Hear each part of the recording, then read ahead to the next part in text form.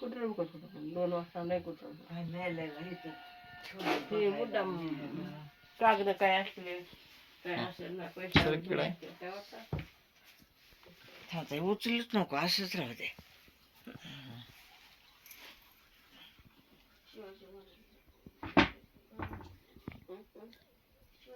तुमचं पण घर 7 ते 8 घरांच्या म्हणजे काही काही घरांचे कुलूप तोडलेले आहेत फक्त. आणि माझ्यासह जे गावातील लोक आहेत एक 6 ते 7 त्या लोकांना सगळी उचकाउचकी करून कपाटाची घरात कुठं काय ठेवलंय का, काही लोकांचं गोल्ड गेले, काही लोकांची रोख रक्कम गेली आहे.